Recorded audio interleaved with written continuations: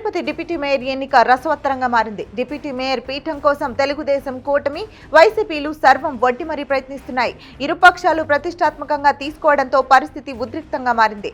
సోమవారం అంటే ఫిబ్రవరి 3 జరగాల్సిన ఈ ఎన్నిక కోరం లేకపోవడంతో మంగళవారం ఫిబ్రవరి 4కు వాయిదా పడింది. ఈ నేపథ్యంలో తమ ఎమ్మెల్సీని తెలుగుదేశం కిడ్నాప్ చేసిందంటూ వైసీపీ తీవ్ర ఆరోపణలు చేస్తోంది. ఎమ్మెల్సీ సిపాయి సుబ్రహ్మణ్యంను తెలుగుదేశం వారు సోమవారం అర్ధరాత్రి దాటిన తర్వాత ఆయన నివాసం నుంచి తీసుకువెళ్లారని ఆరోపిస్తోంది. తిరుపతి డిప్యూటీ మేయర్ ఎన్నికలో ఎక్స్ అఫీషియో సభ్యుడిగా ఎమ్మెల్సీ ఓటు కీలకమైన నేపథ్యంలో వైసీపీ ఆరోపణలు ప్రాధాన్యత సంతరించుకున్నాయి. మరోవైపు ఈ ఆరోపణలను తెలుగుదేశం ఖండించింది. తిరుపతి డిప్యూటీ మేయర్ ఎన్నికల్లో 22 మంది వైసీపీ కార్పొరేటర్లు కూటమికి మద్దతు తెలిపారని, మరో 6 కూడా కూటమికి మద్దతు ఇవ్వడానికి సిద్ధంగా ఉన్నారని తెలుగుదేశం చెప్తోంది. తిరుపతి డిప్యూటీ మేయర్ ఎన్నిక సందర్భంగా సోమవారం అంటే ఫిబ్రవరి 3 ఉదయం జరిగిన నాటకీయ పరిణామాలను ఓటంకించిన తెలుగుదేశం కార్పొరేటర్లను వైసీపీ వాళ్లే కిడ్నాప్ చేయించుకుని కూటమి ప్రభుత్వంపై నింద మోపేందుకు ప్రయత్నించారని విమర్శించింది.